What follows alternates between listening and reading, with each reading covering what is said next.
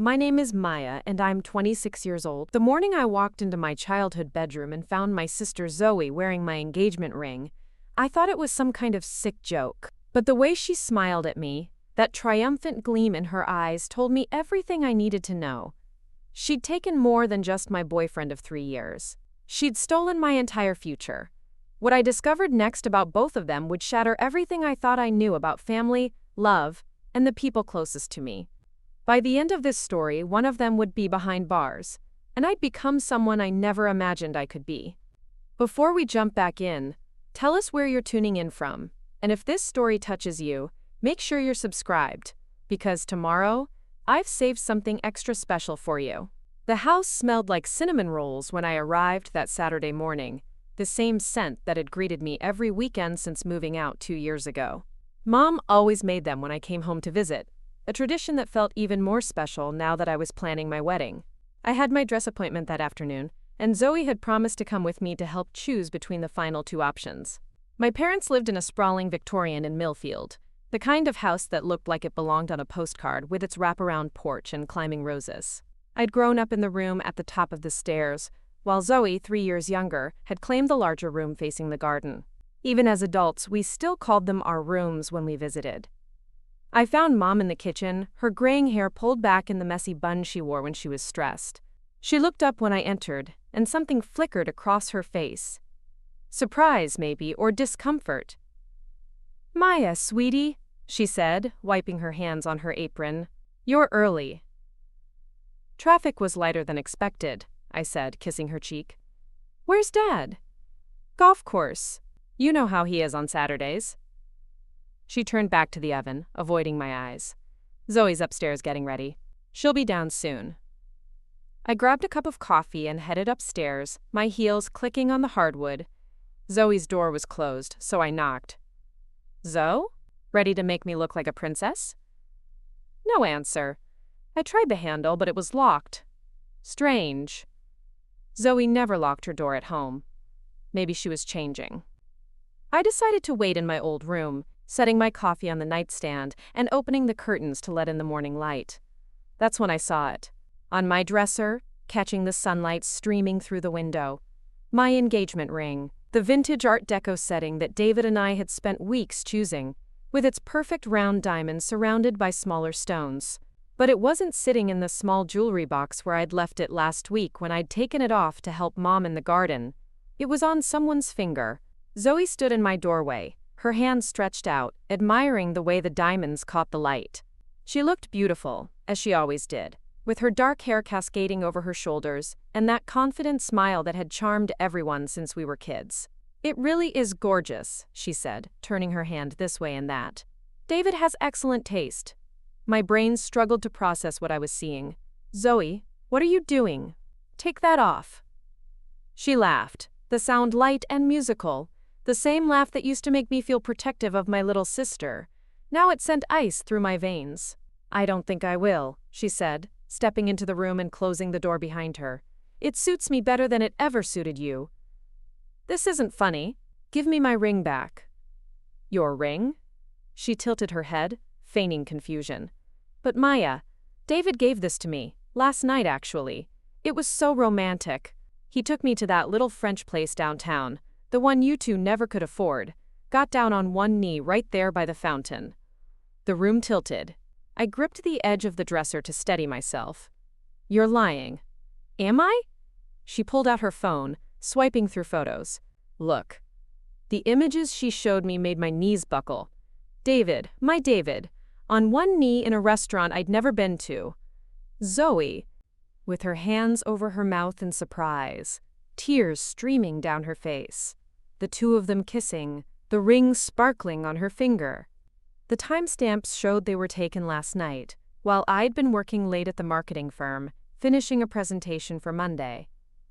"I don't understand," I whispered. "Oh, Maya." Zoe's voice took on that patronizing tone she'd used when we were children, when she'd explain why she'd gotten the bigger piece of cake or the better Christmas present. "You really thought someone like David would stay with someone like you forever? Someone like me? Boring, predictable, always playing it safe." She examined her nails, the ring glittering as she moved her hand. David needs someone who can challenge him, excite him, someone who's not afraid to take risks. My phone buzzed. A text from David. "We need to talk. Can you come over?" "He's waiting for you," Zoe said, reading over my shoulder. "Probably wants to do this gently, let you down easy." That's so like him, trying to spare your feelings even when he's completely moved on. I stared at her, this person who looked like my sister but was saying things that cut deeper than any stranger ever could. "How long?" "How long? What?" "How long have you been sleeping with my fiancé?" She smiled, and it was the cruelest expression I'd ever seen on her face. 6 months. Maybe 7. "You work such long hours, Maya." Someone had to keep him company. 6 months. I thought back to all the times David had canceled plans, said he was working late or hanging out with his college friends. All the time Zoe had been mysteriously busy when I'd tried to make sister plans.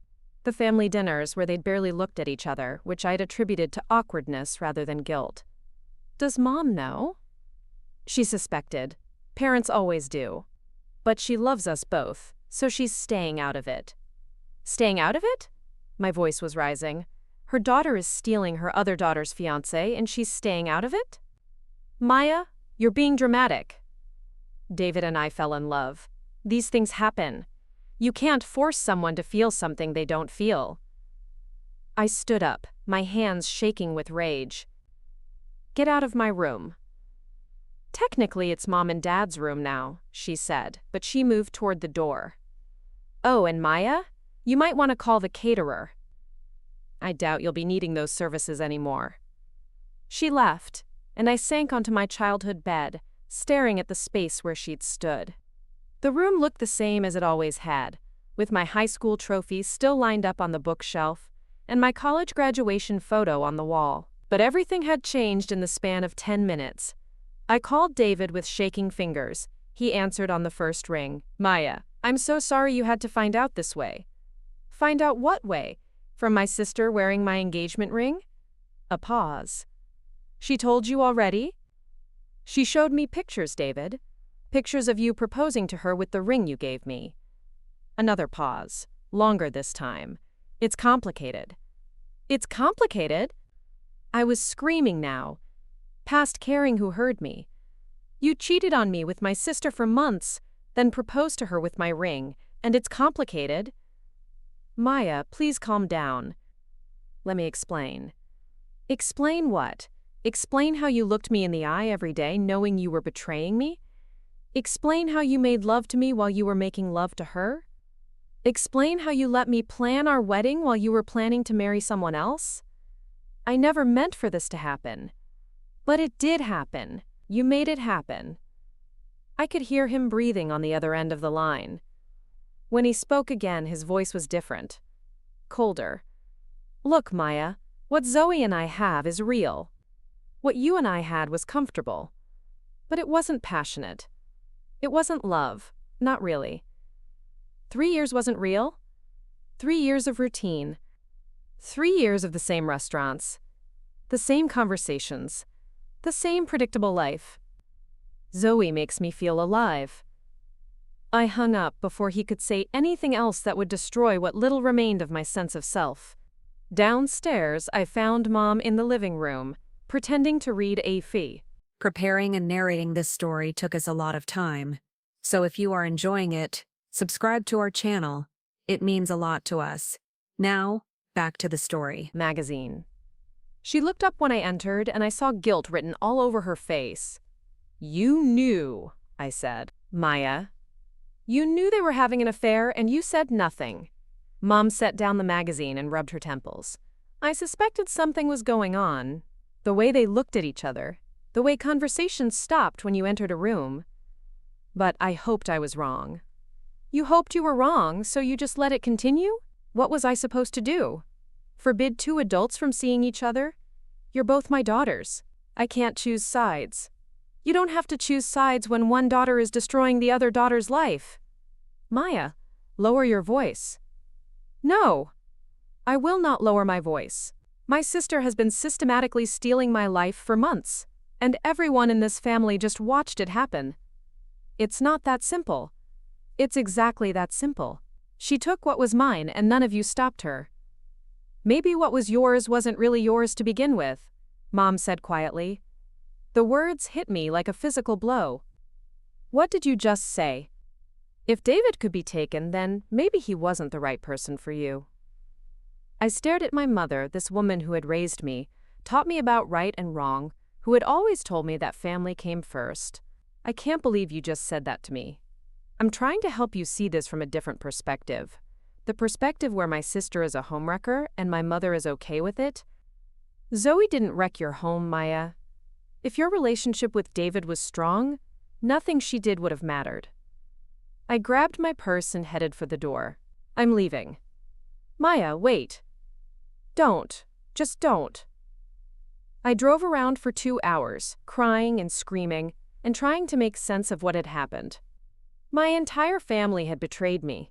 The man I'd planned to marry had been living a double life.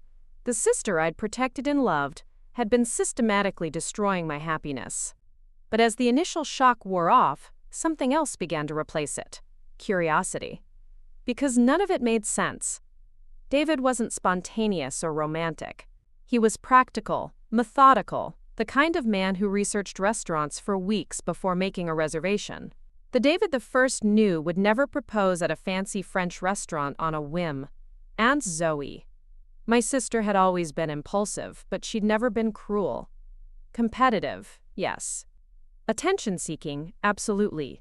But the person who had stood in my childhood bedroom gloating over my engagement ring felt like a stranger. Something was wrong. Something beyond the obvious betrayal. Something that made my skin crawl, and my instincts screamed that there were layers to this I hadn't uncovered yet. I drove to David's apartment, using the key I still had to let myself in. The place was exactly as I remembered it, down to the coffee mug he'd left on the counter that morning. But something felt off. The bedroom, where we'd shared countless nights, looked different somehow. Then I saw it. On his nightstand, where my photo used to sit, was a picture of him and Zoe. But it wasn't a recent photo. They were younger in it, maybe teenagers. Zoe's hair was shorter, David's face less defined. They were at some kind of event, formal clothes, his arm around her waist. I picked up the frame, studying the image. They looked comfortable together, intimate in a way that spoke of long familiarity. This wasn't a new relationship. This was something that had existed long before I'd ever met David. My phone buzzed with a text from an unknown number. Check the shoebox in his closet. Third shelf, behind the winter coats. A friend. Someone was watching. Someone wanted me to find something. Every rational part of me said I should leave, go home, start the process of moving on. But I couldn't. I had to know. The shoebox was exactly where the text had said it would be. Inside were letters, dozens of them, written in Zoe's handwriting and addressed to David. The postmarks went back 4 years, long before I'd even met him. The return address was from college, from the school Zoe had attended across the country. I opened the first letter, dated from Zoe's freshman year. My dearest David, I can't stop thinking about last summer. Being with you felt like coming home. I know we agreed to keep this between us, especially with Maya around, but I have to tell you how I feel. I love you. I've loved you since we were kids, since that first summer when our families vacationed together. Do you remember? The night by the lake when you kissed me under the stars? That was the night I knew we were meant to be together. My hands were shaking as I read. Summer vacations when we were kids. The lake house my family had rented every July. David's family had been there too, I remembered now, family friends from Dad's work. But David would have been at least 16 that summer, while Zoe was only 13. I opened another letter from the following year. I keep waiting for you to tell Maya the truth. That what we have is real. That what you have with her is just convenience. You said you needed time, that you had to be careful because of your future, your reputation. I understand, but it's killing me to watch you two together. When you announced your engagement, I cried for 3 days. But I trust you. I know you have a plan. A plan. My engagement to David had been part of some larger plan. I rifled through more letters, finding references to strategy, timing. the need to be careful about appearances. In one letter from 6 months ago, Zoe wrote about moving back home, about how it was finally time to execute their long-term plan. The final letter in the box was dated just 1 week ago. Tomorrow is the day we've been planning for years. I can't believe it's finally happening. By this time next week, Maya will know the truth, and we'll be free to be together openly. I love you so much, David. Thank you for being patient, for playing the long game. Thank you for loving me enough to wait. I sat on David's bedroom floor, surrounded by evidence of a conspiracy that had been years in the making. My relationship with David hadn't been real. It had been an elaborate deception, a cover story while he and my sister conducted their real relationship in secret. But why? Why not just be together openly? Why involve me at all? My phone rang. Julie, my best friend since college, probably wondering why I'd missed our coffee date. Maya, where are you? You sound terrible. Julie, I need to ask you something, and I need you to be completely honest with me. Okay, you're scaring me. What's wrong? When I first started dating David, do you remember how we met? A pause. At that party, at your sister's friend's house, right? You said he was visiting from Portland for work. Right. Do you remember anything strange about that night? About how he acted? Strange how? Like he already knew me. Like he was looking for me specifically. Another pause, longer this time. Maya, why are you asking me this? Because I found out David and Zoe have been having an affair. But it's more than that. They've been in a relationship for years, since they were teenagers. My relationship with him was never real. Oh my God! Maya, where are you? I'm coming to get you. I'm at David's apartment. Julie, there's something else. Something about why they did this. These letters, they mention needing to be careful about David's reputation, his future. What future would be threatened by dating my sister? I don't know, but you shouldn't be there alone. This sounds dangerous. She was right. If David and Zoe had been planning this for years, if my entire relationship had been part of some scheme, then I had no idea what they were capable of. I gathered the letters, putting them back in the shoebox and taking it with me. As I was leaving David's apartment, I ran into Mrs. Chen, his elderly neighbor. She'd always been kind to me, often commenting on what a nice couple David and I made. Maya, dear, she said, looking concerned. Are you all right? You look upset. I'm fine, Mrs. Chen, just collecting some things. I hope you and David work things out. Though I have to say, I was surprised to see him with that other young woman so often when you weren't around. I stopped. Other young woman? The pretty dark-haired girl, your sister, isn't it? She's been here quite frequently over the past year. I assumed you knew, of course. But I did think it was odd that she had her own key. Her own key. Zoe had a key to David's apartment. Had been coming and going as she pleased while I'd been at work, building what I thought was my future. Mrs. Chen, how long has my sister been visiting David? The elderly woman looked uncomfortable, as if she was beginning to realize she'd revealed something she shouldn't have. Oh, quite some time. At least a year, maybe longer. She often stayed overnight when you were traveling for work. Every business trip I'd taken, every conference I'd attended, every late night at the office. Zoe had been living my life, sleeping in my bed, playing house with my fiancé. Thank you for telling me, I said, my voice hollow. I drove to Julie's apartment in a daze, the shoebox of letters on my passenger seat like a bomb waiting to explode. Julie took one look at me and pulled me inside, settling me on her couch with a cup of tea I couldn't taste. Tell me everything, she said. I showed her the letters, watching her face change as she read through years of deception and planning. When she finished, she set the box down and looked at me with a mixture of anger and disbelief. This is sick, Maya. This isn't just an affair. This is psychological manipulation on a massive scale. But why? Why go through all this trouble? Why not just be together? Julie was quiet for a long moment, thinking. Maya, what does David do for work? He's a financial advisor. He manages investment portfolios for wealthy clients. And your family has money, right? Your parents, business, the house, the trust funds? I nodded, though. I'd never thought much about my family's wealth. Dad's construction company had done well over the years, and Mom had inherited money from her family. They'd set up trust funds for Zoe and me that we'd gain access to when we turned 30, or when we got married, whichever came first. Maya, Julie said slowly, how much is in your trust fund? $2 million. But I can't touch it until I'm 30, unless… I stopped, the realization hitting me like a freight train. Unless I get married. And if you died, it would go to my spouse, or if I wasn't married, to my next of kin, which would be Zoe. We stared at each other as the pieces began to fall into place. David wasn't just stealing my sister. He was positioning himself to steal my inheritance. And if something happened to me after we were married, Zoe would benefit too. We need to call the police, Julie said. And tell them what? That my fiancé cheated on me? That my sister stole my boyfriend? None of this is illegal. Fraud might be illegal. Conspiracy to commit fraud definitely is. I thought about the letters, about years of planning and deception, about David's insistence on managing my finances, his suggestions that I add his name to my accounts for convenience, about the life insurance policy he'd encouraged me to take out with him as the beneficiary. Julie, what if they weren't planning to just take my money? What if they were planning to take everything? She went pale. What do you mean? I mean, what if the plan wasn't just to humiliate me and steal my inheritance? What if the plan was to make sure I couldn't fight back? The thought was so monstrous I could barely voice it. But once it was out there, I couldn't ignore it. David had been positioning himself to benefit from my death.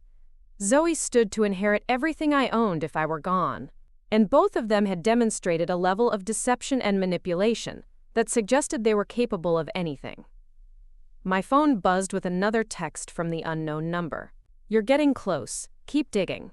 Check David's work computer if you can access it. Look for insurance policies and investment accounts you didn't know about. Be careful who you trust. Someone was helping me, someone who knew more about David and Zoe's plan than they were letting on. Someone who wanted me to uncover the truth. Julie, I need to get into David's office. Absolutely not. Maya, if you're right about this, if they're really planning something that extreme, then you could be in serious danger. I'm already in danger. The only way to protect myself is to figure out what they're planning before they can execute it. Then we call the police now. With what evidence? Letters from my sister to my ex-fiancé? Suspicions about my trust fund? They'll think I'm a bitter woman who can't accept that her relationship is over. Julie grabbed my hands, forcing me to meet her eyes. Maya, promise me you won't do anything stupid. Promise me you won't go there alone. I promised, but we both knew I was lying. That night, I sat in my apartment staring at the engagement photos on my walls, the wedding dress hanging in my closet, the future I'd planned that had never been real. Every moment of happiness I'd experienced over the past 3 years had been built on lies. Every kiss, every intimate conversation, every time David had told me he loved me, he'd been thinking about my sister. But it was more than heartbreak. It was the growing certainty that I'd been marked for something worse than betrayal. The life insurance policy David had insisted we needed. The way he'd gradually taken over managing my finances. The suggestions that I add his name to my accounts. It all painted a picture of someone preparing to benefit from my death. I pulled out my laptop and started researching. Insurance fraud, spousal murder, inheritance theft. The cases I found were eerily similar to my situation. A trusting partner. A gradual takeover of finances. A carefully cultivated public image of a loving relationship. In one case, a woman had died in a car accident just weeks after her wedding, leaving her new husband to inherit her family's business. In another, a wife had suffered a tragic fall down the stairs of her own home, with her husband collecting both life insurance and her trust fund. The patterns were there, but they were patterns that only became clear in retrospect, after the victim could no longer tell her side of the story. I wasn't going to let that happen to me. The next morning I called in sick to work and drove to David's office building. I knew his routine, knew he had a standing lunch meeting with clients every Tuesday. I also knew that his assistant, Karen, often left the office unlocked when she went to lunch, trusting that the building's security would be sufficient. I was betting that David hadn't changed the password to his computer, that he was still using our anniversary date like he had been for years. I was right. His desktop was meticulously organized, folders labeled by client name and date. But there was one folder that caught my attention, labeled simply Personal Projects. Inside were documents that made my blood run cold. Life insurance applications for policies I'd never seen, totaling over $5 million with David as the sole beneficiary.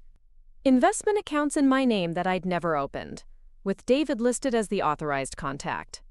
And most damning of all, a detailed timeline of our relationship with notations about when different financial instruments had been put in place. But it was the final document that made me physically sick. A detailed analysis of different scenarios for my death, complete with projected timelines and financial outcomes. Car accident was ranked as most plausible, followed by accidental fall and home invasion gone wrong. They weren't just planning to steal my inheritance. They were planning to murder me. I photographed everything, my hands shaking so badly I could barely hold my phone steady. As I was closing the last file, I heard voices in the hallway. David and his lunch clients were returning early. I shut down the computer and hid behind David's office door as voices grew closer. Through the crack, I could see David shaking hands with two men in expensive suits, discussing some investment opportunity. My heart was pounding so hard I was sure they could hear it. After what felt like hours but was probably only minutes, the clients left and David settled at his desk. I was trapped, crammed behind a door, with evidence of his plan to kill me stored on my phone. If he discovered me, would I even make it out of the building alive? Then I heard another voice. "Zoe, how did it go with the insurance company?" she asked, her voice carrying clearly across the office. "They approved the final policy, $5 million in total coverage, accidental death clause included. All we need now is the marriage certificate. And then? And then we wait for the right opportunity. The hiking trip you suggested is perfect. Accidents happen in the mountains all the time." Hiking trip. I remembered now Zoe had been pushing me to plan a hiking trip to celebrate the engagement, somewhere remote and beautiful. What I'd thought was sisterly bonding had been her scouting locations for my murder. "I still think we should have found another way," Zoe said, and for a moment I heard something almost like regret in her voice. "There is no other way. She's not going to just disappear from our lives. And we can't risk her finding out about us and causing problems. This way, we get everything we want, and she gets to be remembered as a beloved fiancé who died too young. What if someone suspects something? Who? Her parents adore me. Her friends think we're the perfect couple. You'll be the grieving sister, and I'll be the devastated widower.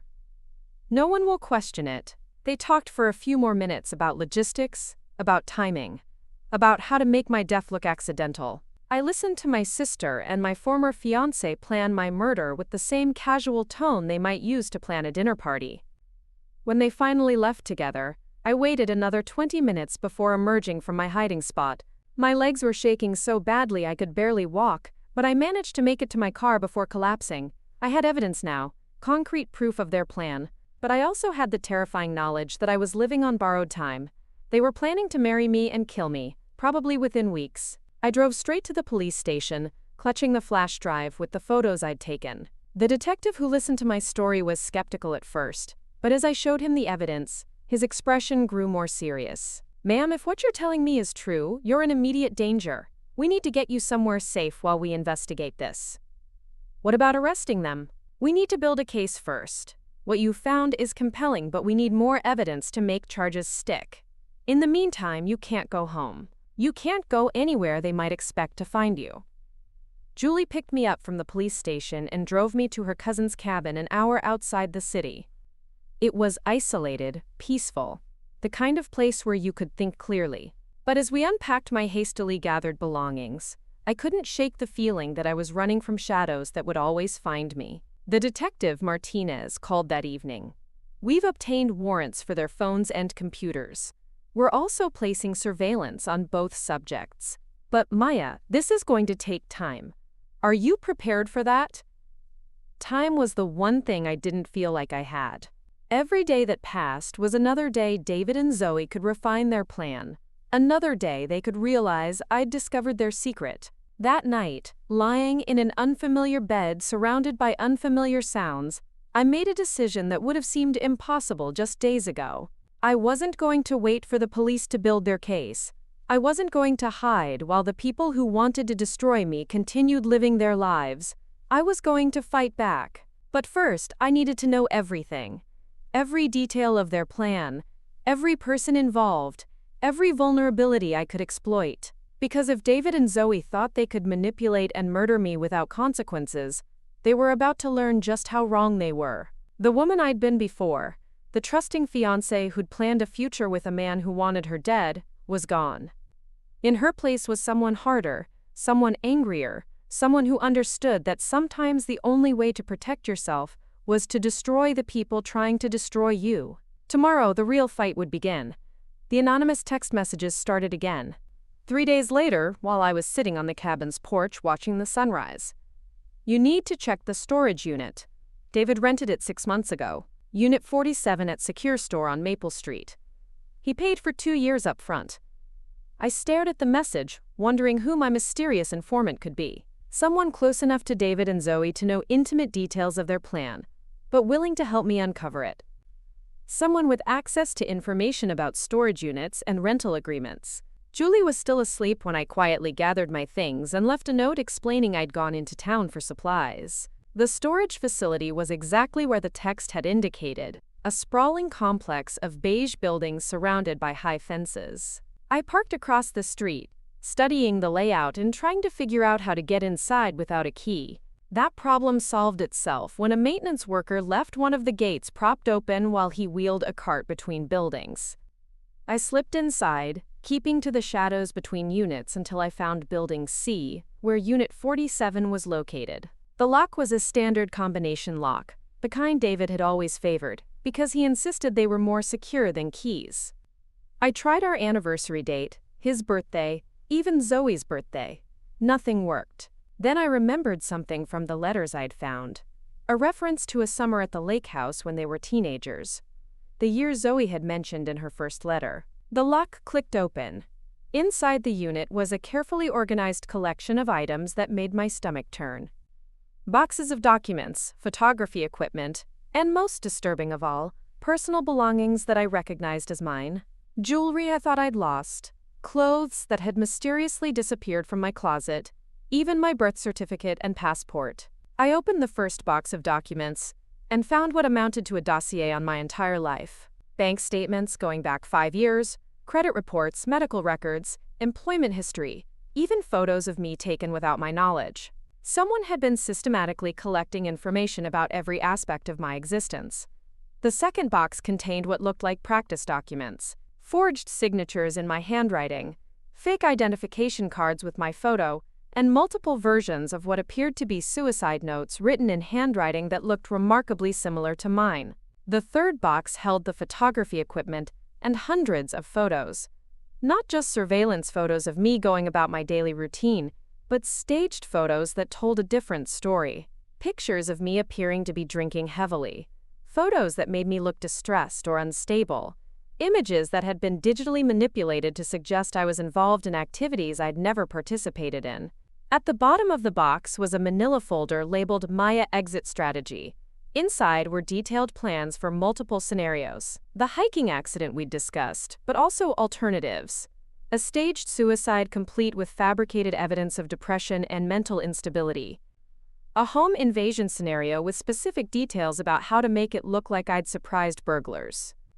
Even a car accident plan with information about which roads had the highest fatality rates and the best opportunities to make death look accidental. Each scenario included timelines, risk assessments, and projected outcomes. This wasn't just murder they were planning. It was the systematic destruction of my identity, my reputation, and ultimately my life. I photographed everything, my hands steady now despite the horror of what I was discovering. This was evidence, concrete proof of premeditation that would be impossible for any jury to ignore. But as I worked through the boxes, I realized there was more here than just David and Zoe's plan. The fourth box contained financial documents that made no sense at first. Bank accounts in names I didn't recognize. investment portfolios for people I'd never heard of, and insurance policies for individuals whose names meant nothing to me. But as I studied them more carefully, patterns began to emerge. All of the accounts had been opened in the past 5 years. All of the investments were managed by David's firm. And all of the insurance policies had one thing in common. The beneficiaries had died within months of the policies being issued, often in accidents that bore striking similarities to the scenarios planned for my death. There were 12 different sets of documents, 12 different people whose deaths had enriched David and, I suspected, Zoe. I wasn't their first victim. I was just the latest in a series of carefully planned murders disguised as accidents. My phone buzzed with another message from my anonymous helper. "Get out now. David just left his office early. He's heading toward the storage facility." I grabbed as many documents as I could carry and ran for the exit, my heart pounding as I imagined David discovering the open unit, realizing that someone had found his evidence vault. I made it to my car just as a familiar sedan turned into the facility's parking lot. I drove back to the cabin with shaking hands, the boxes of evidence on my passenger seat like a collection of death certificates. When I arrived, Julie was pacing the porch, her phone pressed to her ear. "Thank God," she said, hanging up. "Detective Martinez wants to meet with us immediately. Something about digital evidence they found on David's computer." We drove to town together, Julie driving while I organized the photographs I'd taken at the storage unit. The evidence was overwhelming now, but I couldn't shake the feeling that we were still missing something crucial. David and Zoe were too careful, too methodical to leave all of this evidence lying around, unless they felt completely secure. Detective Martinez met us at the police station, his expression grim. "Maya, what we found on David's computer changes everything. This isn't just about you anymore." He led us to a conference room where a tech specialist was waiting, with printouts and digital files spread across a large table. "We found encrypted files detailing what appears to be a murder-for-hire operation," Martinez explained. "Your fiancé and your sister have been systematically targeting wealthy individuals, typically people with substantial life insurance policies or inheritance opportunities." The tech specialist, a young woman named Sarah, pulled up a spreadsheet on her laptop. "They've been doing this for at least 5 years. The method is always the same. Identify a target, usually someone isolated or vulnerable, establish a romantic relationship, gain access to their finances and insurance policies, then eliminate them in a way that looks accidental." "How many victims?" I asked, though I suspected I already knew the answer. 12 confirmed cases. Possibly more, but these are the ones we can definitively link to their operation. 12 people. 12 lives destroyed, so that David and Zoe could fund their twisted relationship. The documents I'd found at the storage unit weren't just evidence of their plan for me. They were trophies from their previous successes. "But here's what's really interesting," Sarah continued, clicking through screens of data. "They didn't work alone. This operation required significant resources, technical expertise, and insider knowledge. Someone was providing them with information about potential targets, helping them access personal records, and possibly even assisting with the murders themselves." "Who?" Julie asked. "We're still investigating, but we found payments to several individuals. A private investigator who specializes in background checks. A computer expert who helped them create false identities and forge documents.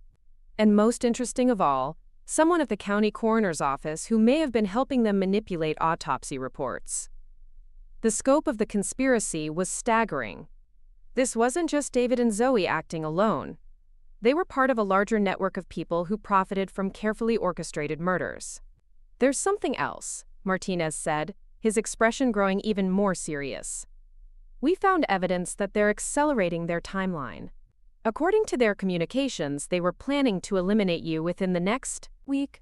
My blood went cold. "This week?" "There's a hiking trip planned for this weekend. Zoe made reservations at a remote campground. Told the rangers it was a surprise for your engagement celebration. The area she chose has steep cliffs, unstable terrain, and limited cell phone coverage. Perfect conditions for an accident." I thought about the text messages I'd been receiving, the mysterious helper who'd been guiding me to evidence. Someone inside their organization was having second thoughts, was trying to save me by exposing the operation. Detective Martinez, I think someone involved in this conspiracy is trying to help me. I've been receiving anonymous messages with information about where to find evidence. I showed him the messages and he studied them carefully. This is extremely valuable. Someone with inside knowledge is feeding you information. But it also means you're in even more danger than we thought. If David and Zoe discover there's a leak in their organization, they might move up their timeline even further. What do you want me to do? We need you to help us catch them in the act. We're going to set up a sting operation, but it requires you to maintain the pretense that you don't know about their plan. The idea of pretending normalcy while knowing David and Zoe were planning to kill me was terrifying, but it was also the only way to ensure they faced justice for all of their victims. What exactly do you need me to do? Sarah pulled up a new screen showing a detailed map of the hiking area. We want you to go on the trip they've planned, but you'll be wearing a wire, and we'll have undercover officers positioned throughout the area. When they make their move, we'll have everything on record. You want me to let them try to kill me? We want to catch them in the act of attempting murder. You'll be protected every step of the way, but from their perspective, it will appear that their plan is proceeding normally. Julie grabbed my arm. Maya, you can't do this. It's too dangerous. But I was already nodding. The 12 victims whose files I'd found in the storage unit deserved justice. The families who'd lost loved ones to David and Zoe's greed deserved to know the truth. I'll do it. The next few days were a careful dance of deception. I returned to my apartment, resumed my normal routine, and responded to David's attempts to reconcile with exactly the right amount of hurt and confusion. I had to convince him that I believed his story about falling in love with Zoe, that I was heartbroken but not suspicious.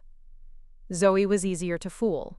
She called to apologize, playing the role of the guilty sister who'd fallen for her sister's fiancé despite herself. She suggested the hiking trip as a way for us to talk through our feelings and find a path forward as a family. I know I hurt you, she said, her voice perfectly calibrated to sound remorseful. But maybe, if we spend some time together, away from all the drama, we can figure out how to move forward. I don't know, Zoe. This is all so complicated. Please, Maya. I need my sister back. I need to know you don't hate me.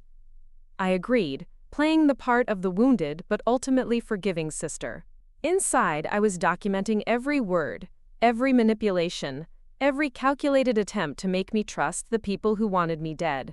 The wire I was fitted with was nearly invisible, a tiny device that would transmit everything to the team of officers who would be monitoring the situation. Detective Martinez went over the plan repeatedly, emphasizing that I should act as naturally as possible, while staying alert for any signs that David and Zoe were preparing to make their move. Remember, he said, they think they have the perfect plan. They're not expecting any resistance. That overconfidence is going to be their downfall. The night before the hiking trip, I lay awake staring at the ceiling, thinking about how different my life had become. 2 weeks ago, I'd been planning a wedding, dreaming about children, and a future with a man I thought I loved. Now I was preparing to face people who'd systematically murdered 12 innocent people, and were planning to make me the 13th. But I wasn't the same naive woman who'd been blindsided by David and Zoe's betrayal. I was someone who'd learned that the people closest to you could be the most dangerous, that trust could be weaponized, and that sometimes the only way to protect yourself was to become someone willing to fight back. David picked me up early Saturday morning, his manner perfectly calibrated to suggest a man trying to salvage a friendship after a romantic disappointment. He was charming, apologetic, concerned about my well-being. If I hadn't known the truth, I might have been convinced that he genuinely cared about me. I know this is awkward, he said as we drove toward the mountains. But I'm hoping we can find a way to remain friends. You're important to me, Maya. You always have been. I appreciate that, I replied, playing the role of someone trying to be mature about a difficult situation. I just need time to process everything. Zoe was waiting at the trailhead, wearing expensive hiking gear that looked like it had never been used. She hugged me tightly, and I forced myself not to recoil from the touch of someone who'd been planning my death. "Thank you for coming," she whispered. "This means everything to me." The trail they'd chosen wound through dense forest before opening onto a series of increasingly precarious mountain paths. As we climbed higher, the beauty of the landscape was undeniable. But I found myself studying every cliff face, every loose rock formation, every place where an accident could plausibly occur. For the first few hours, the conversation was carefully neutral. David and Zoe maintained the pretense that this was a healing family outing, that we were working through hurt feelings and trying to find a way forward. But as we climbed higher and the trail became more isolated, I began to notice subtle changes in their behavior. They started walking slightly behind me, claiming they needed to rest more frequently due to the altitude. David began making observations about how dangerous certain sections of the trail were, how easy it would be for someone to slip and fall. Zoe expressed concern about my footing, suggesting that I might want to be more careful. They were setting the stage for my accident. Around midday, we reached a scenic overlook that provided stunning views of the valley below. It was also, I realized, the perfect place for their plan. The platform extended out over a sheer cliff face, with only a low railing between visitors and a 300-foot drop. "This is incredible," I said, walking toward the edge and pretending to be absorbed in the view. In my earpiece, I could hear the faint voices of the surveillance team confirming my location. "Maya, be careful," Zoe said, moving closer to me. "That railing doesn't look very stable." David joined us at the edge, positioning himself on my other side. "She's right, these old overlooks can be dangerous. Maybe we should step back." But neither of them made any move to step back. Instead, they were both moving closer to me, their positions strategic and coordinated. This was it. This was the moment they'd been planning for months. "Actually," David said, his voice taking on a different tone, "Maya, there's something we need to tell you." I turned to face him, my heart pounding but my voice steady. "What's that?" "We know you found the storage unit." The pretense dropped away completely. David's expression shifted from fake concern to cold calculation, while Zoe's apologetic demeanor transformed into something predatory. "We know you've been to my office," David continued. "We know you found the files, the photos, the plans. You really thought you could outsmart us?" "I don't know what you're talking about," I said, backing toward the center of the platform. Zoe laughed, the sound harsh and unfamiliar. "Maya, you always were a terrible liar. Did you really think we wouldn't notice someone breaking into the storage unit? Did you think we wouldn't see you sneaking around David's office?" They were moving to flank me now, cutting off any escape route except the one that led over the cliff face. "Here's what's going to happen," David said, his voice eerily calm. "You're going to have a terrible accident. You'll slip on some loose gravel, fall over the edge, and tragically die from your injuries. Zoe and I will be devastated witnesses, of course. We'll tell everyone how we tried to save you, how heartbroken we are by this senseless tragedy." "Just like you did with the others?" I asked, my voice surprisingly steady. "Just like we did with the others," Zoe confirmed. 12 people who had more money than sense, more trust than wisdom. They all died believing we cared about them, just like you will." David reached into his backpack and pulled out a small device. "This is a GPS scrambler," he explained. "It will interfere with any tracking devices you might be wearing. And this," he produced a second device, "will block radio transmissions. Your police friends won't be able to hear what happens next." My earpiece went silent, the steady background chatter of the surveillance team replaced by dead air. But I wasn't afraid anymore. I was angry. Furious at the calculated cruelty of these people, at the 12 innocent victims they'd murdered, at the systematic way they destroyed lives for money. "You made one mistake," I said, continuing to back away from them. "What's that?" David asked, amused. "You assumed I came here alone." The forest around the overlook erupted with movement as a dozen armed officers emerged from concealment, weapons drawn, shouting commands for David and Zoe to get on the ground. The look of shock on their faces was almost worth the terror of the past few weeks. Almost. David dropped the electronic devices and raised his hands, his expressions cycling through disbelief, anger, and finally a cold calculation as he began planning his legal defense. Zoe, on the other hand, seemed to completely fall apart, sinking to her knees and sobbing. "Maya, please," she begged. "I'm your sister. I never wanted this. David made me do it. He threatened me. Please tell them I never wanted to hurt you." But I'd heard her in David's office, planning my death with enthusiasm. I'd read her letters detailing years of conspiracy. I knew exactly who she was and what she was capable of. "Save it for your lawyer," I said. As the officers cuffed them and read them their rights, Detective Martinez approached me, his expression mixing relief with professional satisfaction. "Excellent work," he said. "We got everything on recording before they activated their jamming devices. Their confession to 12 murders, their detailed plan for your death, everything we need to put them away forever." "What about the others? The people helping them?" "Already in custody. We coordinated raids across the city this morning. The private investigator, the computer expert, the coroner's office employee, everyone we identified from David's files. It's over, Maya." I watched as they led David and Zoe away in handcuffs, these two people who'd shared my life, my bed, my deepest secrets while planning to end my existence. The betrayal still hurt, but it was overwhelmed now by a fierce satisfaction that they would face justice for every life they'd destroyed. As we hiked back down the mountain, I found myself thinking about the anonymous messages that had started this whole investigation. Someone inside their conspiracy had developed a conscience, had risked everything to help me uncover the truth. "Detective Martinez," I said, "do you know who was sending me those anonymous messages?" He was quiet for a moment before answering. "We have a theory, but we may never know for certain." One of the people we arrested this morning, the computer expert, had been expressing doubts about the operation to his girlfriend. She's the one who called in the anonymous tip that started our investigation. A girlfriend who discovered that the man she was dating was part of a murder conspiracy. Someone who'd found the courage to do the right thing, even when it meant betraying someone she cared about. Someone like me, who'd learned that sometimes the people we love are capable of unimaginable evil, and that sometimes the only way to protect yourself and others is to fight back with everything you have.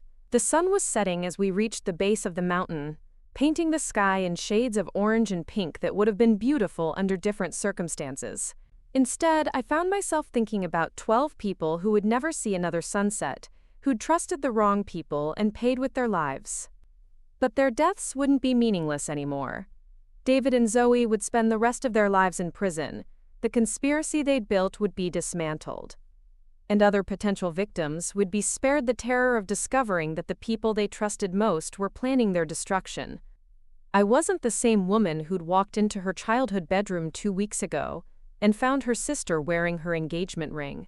That woman had been trusting, naive, willing to believe the best about people even when evidence suggested otherwise. The woman walking down this mountain was harder, wiser, more aware of the capacity for evil that existed in the world.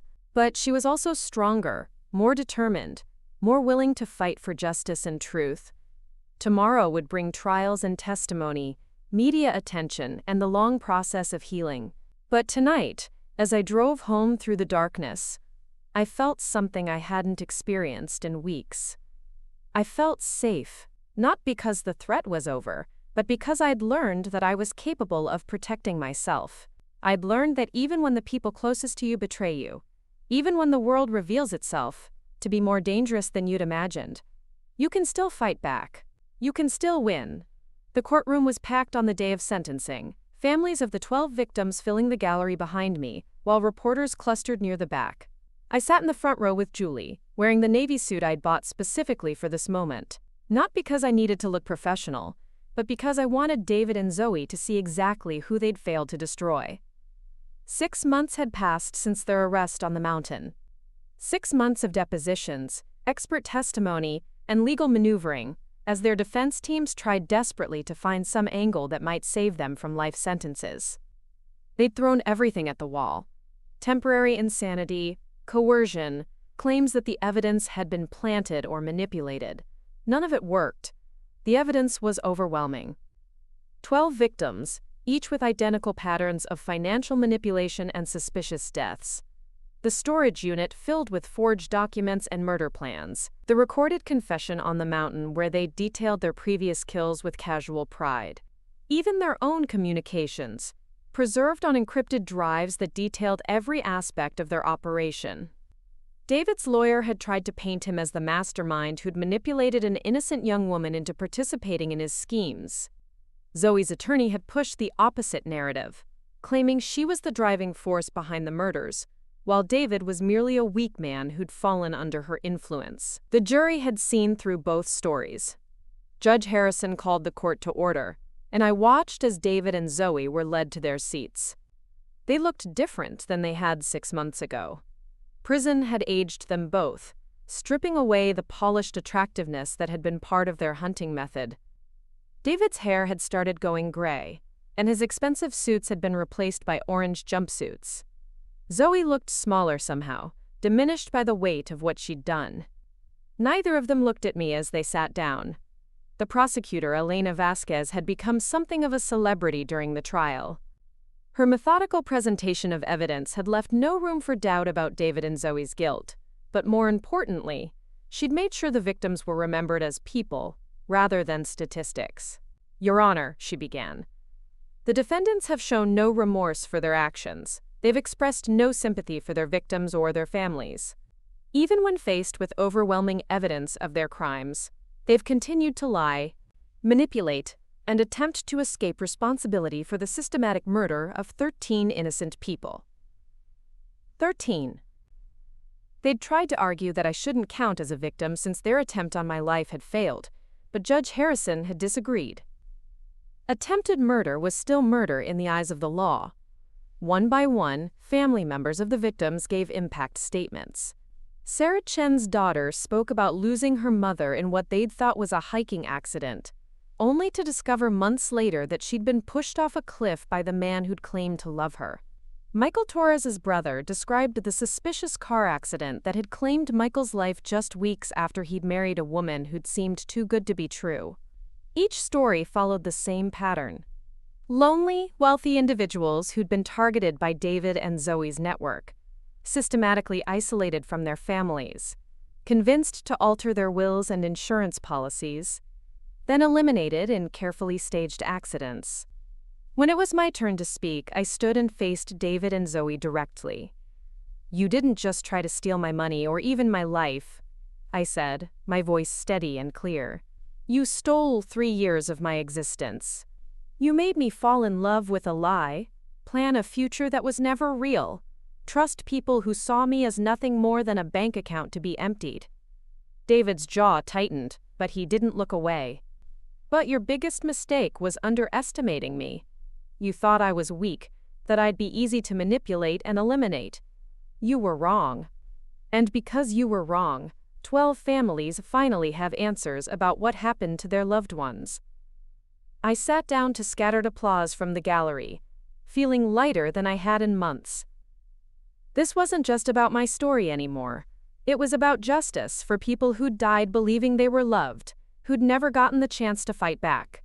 Judge Harrison reviewed the sentencing guidelines before delivering his verdict.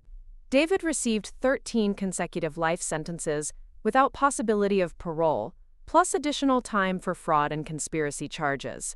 Zoe received the same, despite her lawyer's last-minute plea for leniency based on her age when the crimes began. As they were led away in shackles, Zoe finally looked at me. Not with hatred or anger, but with something that might have been regret. Too little, too late. The other members of their conspiracy had already been sentenced in separate proceedings.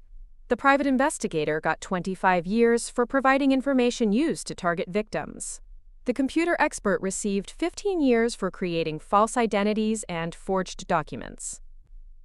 The coroner's office employee, who'd helped falsify autopsy reports to hide evidence of murder, got 10 years and lost his professional license. Outside the courthouse, Elena Vasquez held a press conference while I stood slightly behind her with the victims' families. "Today's sentences send a clear message," she announced to the gathered reporters. "No one is above the law, and crimes like these will be prosecuted to the fullest extent possible. But this case also demonstrates the importance of listening to victims, believing them when they report suspicious behavior, and taking action before tragedy strikes. A reporter called out a question about how the investigation had started, and Vasquez gestured toward me. Maya Torres showed incredible courage in coming forward with evidence, even when doing so put her own life at risk. Without her willingness to cooperate with law enforcement, these crimes might have continued indefinitely. Later that evening, Julie and I sat in my new apartment across town, sharing a bottle of wine and watching the news coverage of the sentencing. I'd moved out of my old place months ago, unable to sleep in rooms where David had pretended to love me while planning my death. "So what now?" Julie asked. "You've got justice, closure, enough money from the civil settlements to never work again if you don't want to. What does Maya Torres do next?" I'd been thinking about that question for weeks. The civil lawsuits against David, Zoe, and their accomplices had resulted in substantial settlements, not just for me but for all the victims' families. The money felt like blood money, compensation for trauma that could never truly be undone. "I'm starting a foundation," I said, "for victims of romantic fraud and financial abuse. Too many people fall victim to these schemes because they don't know the warning signs, don't know who to trust when they suspect something's wrong." Julie raised her glass. "To the Maya Torres Foundation for not taking anyone's crap." I laughed, the first genuine laugh I'd had in months. That's not exactly what I had in mind for the name. Maybe something catchier then. The foundation launched 6 months later, funded by the settlement money and staffed by experts in fraud prevention, victim advocacy, and financial security. We developed educational programs for dating apps, created resources for people who suspected they were being targeted, and worked with law enforcement agencies to identify and investigate similar schemes. The response was overwhelming. Within the first month, we'd received hundreds of calls from people who'd recognized patterns in their own relationships, who'd started asking questions about partners who seemed too interested in their finances or too eager to control their social connections. 3 cases resulted in active police investigations. One led to the arrest of a man who'd been operating a similar scheme in another state. We weren't just helping victims recover from their experiences. We were preventing future crimes. A year after the trial, I received an unexpected visitor at the foundation offices. Linda Morrison, Thomas's mother from Claire's story, had been following our work from prison. "I read about your case," she said during our video call. "What you did, stopping them before they could hurt more people, it takes courage I never had. You tried to stop your husband. I tried to kill my husband. There's a difference. You found a better way." Our conversation lasted 2 hours. Linda had started a correspondence program in prison, writing to women in abusive relationships and helping them recognize warning signs before situations escalated to violence. She wanted to collaborate, to combine our resources and reach more people. Hurt people, she said. But sometimes hurt people can also help people. If we can break even one cycle of abuse, prevent even one murder, then something good comes from all this pain. We developed a partnership between the foundation and Linda's prison program, creating educational materials that addressed both romantic fraud and domestic violence. The overlap between the two was significant. Predators often used similar tactics, whether their goal was financial exploitation or physical control. 2 years later, I testified before Congress about the need for stronger protections against romantic fraud. The hearing room was filled with representatives from dating apps, law enforcement agencies, and victim advocacy groups. The internet has made it easier than ever for predators to target vulnerable people, I told the committee. They can create false identities, research their victims extensively, and maintain relationships with multiple targets simultaneously. We need legislation that holds platforms accountable for the safety of their users and provides resources for victims of these crimes. The resulting legislation, nicknamed the Maya Act, required dating platforms to implement identity verification systems and provided federal funding for victim services. It wasn't perfect, but it was a start. On the 3rd anniversary of my arrest at the mountain, I returned to the hiking trail where David and Zoe had planned to kill me. This time, I brought flowers for the overlook, a small memorial to the victims who hadn't survived their encounters with predators. The view was still beautiful, the valley stretching out below in shades of green and gold. But I saw it differently now, not as a place of beauty tainted by violence, but as a place where evil had been stopped, where justice had prevailed. My phone buzzed with a text message from an unknown number, the first anonymous contact I'd received since the investigation ended. For a moment my heart rate spiked, old fears resurfacing, but the message was different this time. Thank you for speaking at the conference last month. Your story helped me recognize what was happening in my own relationship. I got out before it was too late. You saved my life. I saved the message, adding it to a folder I kept of similar communications. Letters from people who'd escaped dangerous situations. Messages from family members who'd learned to recognize warning signs. Updates from law enforcement agencies about cases our educational programs had helped solve. Each one reminded me that survival wasn't just about escaping your own situation. It was about using that experience to protect others, to ensure that the trauma you'd endured served some greater purpose. Standing on that mountain overlook, I thought about the woman I'd been 3 years ago. Naive, trusting, willing to believe the best about people even when evidence suggested otherwise. That woman was gone, as surely as if she'd died in the accident David and Zoe had planned. In her place stood someone harder but not bitter, someone who'd learned that the world could be more dangerous than she'd imagined, but hadn't let that knowledge make her afraid to live in it. My name is Maya Torres. 2 people tried to steal my life, my money, and my future. They failed. And because they failed, 13 families got justice, countless potential victims were saved, and I discovered that sometimes the worst thing that happens to you can become the catalyst for the best thing you ever do. The scars from their betrayal would always be with me, but they no longer defined my story. I was no longer just a victim who'd escaped. I was someone who'd transformed trauma into purpose, pain into protection for others. The sun was setting as I made my way back down the mountain, painting the sky in brilliant shades of orange and red. Tomorrow would bring new challenges, new cases, new opportunities to help people recognize and escape dangerous situations. But tonight, walking down this mountain path where I'd once faced death and emerged victorious, I felt something I'd never expected to feel again after discovering David and Zoe's betrayal. I felt grateful, not grateful for what they'd done to me, but grateful for what I'd become because of it. Grateful for the strength I'd discovered, the purpose I'd found, the lives I'd been able to touch and protect. They'd tried to destroy me and ended up creating someone more powerful than they could have imagined. Someone who would spend the rest of her life making sure their kind of evil never went unchallenged again.